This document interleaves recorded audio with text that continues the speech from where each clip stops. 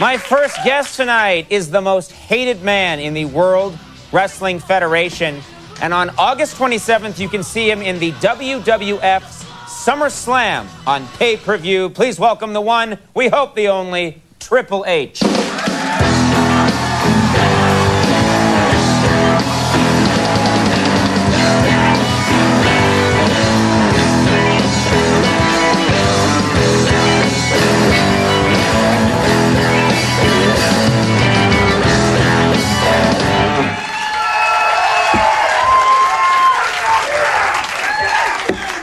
That was some good acting on your part. You got a hell of a grip, man. Yes, I do. I'm quite a man. Now, let's talk here. You are probably the best bad guy in the world. You're very good at it. You enjoy it, don't you? You enjoy being the bad guy. Yeah, it's what I live for. When the people are booing or they're screaming and spitting at me, that's what I live for. I mean, it sounds weird, but it's the best part of my job. And the funny thing about our industry is that most times the baddest bad guys tend to be the nicest guys personally. Backstage, yeah, right. You know, and the good guys tend to be the biggest jerks, you know. I mean, pretty much like you. I mean, that's the best you've got? That's it? I'm serious. I met him backstage. He comes off as a great guy out here, right? He's all smiling, happy, making you laugh. Backstage, what a jerk. You're the biggest Hollywood piece of crap I ever met. That's all you've got? You can't do better than that?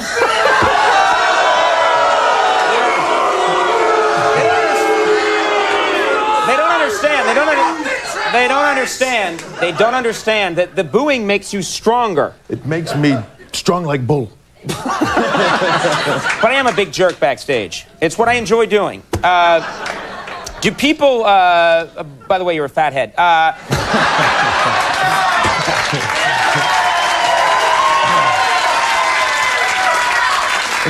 Is this your attempt at doing what I do for a living, inciting people? I think if I started being like a real bad guy, I think it would be, I mean, our ratings couldn't probably get any higher than they are now.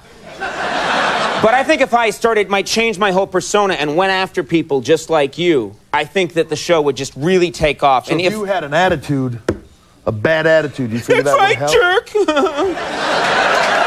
Look at my long hair. I mean, come on, you look like Fabio on crack. I mean, you're all cranked up. You got the big, seriously. You got the big man boobies. Look at that, look at that. What are you?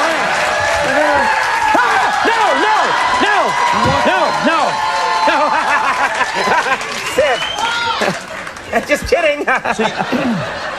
Oh, great, I wet myself. It's such... You forgot the first rule of being a bad guy is you can talk trash, but you have to be able to back it up. Yeah, I don't have the backing up thing. If I took my jacket off, my torso would fall onto the ground. It's the only thing holding me together right now. You're like a coat hanger with meat hanging off it. Now you're sort of like Shecky Green, yeah.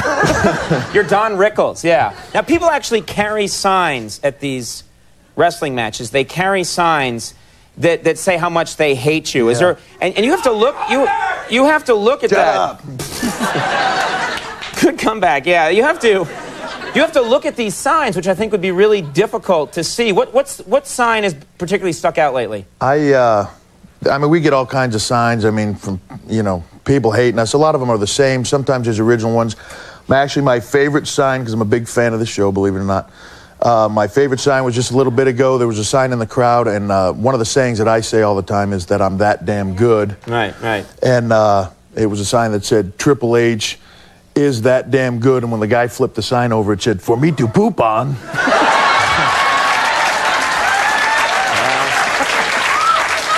And I really thought that was great. I'm a big Triumph fan, you know? I like the image of you being happy for a second and then,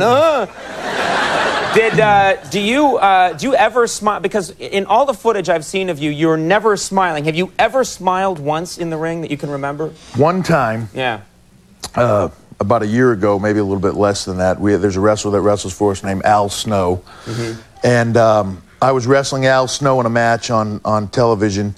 And I picked him up for a suplex, and Which is What's the suplex? It's basically a move where I hold a guy straight up in the air. His head's here, his legs are straight up in the air. I let the blood rush his head for about 10, 15 seconds and then drop him backwards. Yeah, I do that sometimes if I have a little sticky situation. Yeah. So I grabbed him by his trunks, and as I went to pick him up, I held him up for about 5 or 6 seconds, and I heard the crowd start to laugh. And I was kind of confused for a second. The referee came around the front side, looked up and went, "Oh, God," and started to laugh. And I looked up and realized that his trunks had slid all the way over to this side, and he had nothing on underneath his trunks. Right. And the hard part is people are laughing, which I can attest. This is not a pleasant situation. They should have been. It looked like a grub worm was trying to burrow out of a fur coat. All right. Wow. Yeah. You're like James Joyce with these images.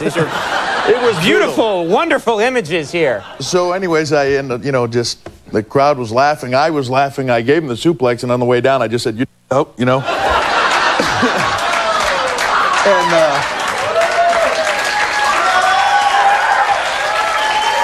was. You could have used another word.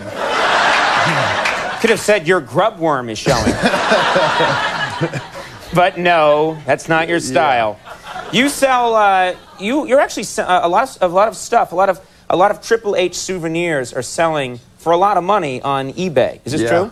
We actually, WWF has our own auction site, right. And we do. Part of the proceeds to that go to charity, and they'll sell. To fans. Our fans are crazy. They're kind of like Trekkies, but not nerds. And they'll buy. No, they're Trekkies that can do some serious damage. Yeah. If you get in their face. Yeah, but they'll buy just about anything.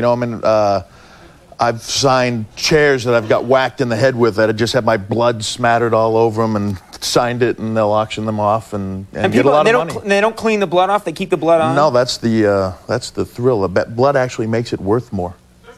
Have you ever, if you're hard up, would you just ever get 10 chairs ahead of you and just yeah, I jab myself in the head and there you try go. to get a couple of bucks. Yeah. You always have that to fall back on. You know what's really weird is that you can't help but notice your arm is like my leg. No, actually it's not. This is my leg right here. That part is my leg. That's the only thing I recognize on you as my anatomy. Torso. What is it? That's amazing. Can you get implants that do that? I would just, look at that. There's it's like there's a person in there.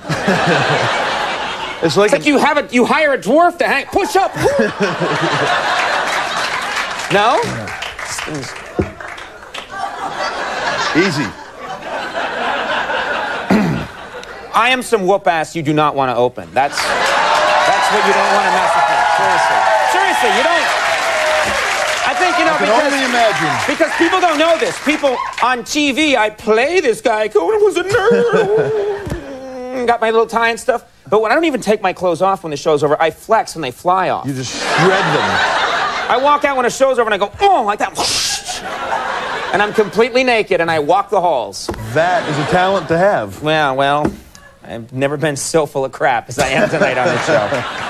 Now, and one thing I wanted to ask you is you're very, very good at just sort of generating that anger and that hatred and that mean look out there.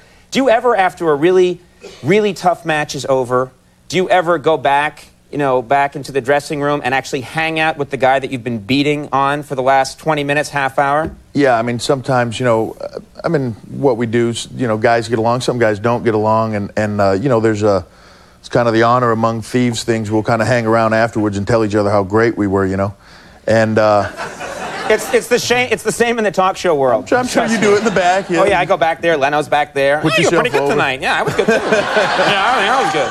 Your chin looked great. Yeah. But there was actually just a little while ago. A funny story is I was at Madison Square Garden. We had a pay-per-view there called the Royal Rumble, and I fought Mick Foley. Right. Actually, Cactus Jack. He's been on here before. I Yes, believe. he's been here. And it was a particularly violent match. It was a street fight. I You guys are like hitting each other with chains, chairs, We went at wire. it with everything. We had 2x4s covered in barbed wire. Right. There were 20,000 thumbtacks in the ring. Yeah. I mean, we did... What a wonderful sport. Yeah. Yeah. I got a hole punctured in my leg. Right. So anyways, after the match is over, I've got stitches in my leg, stitches in my head. I look like a Spirit of 76, like the drum player, the big bandage around my head.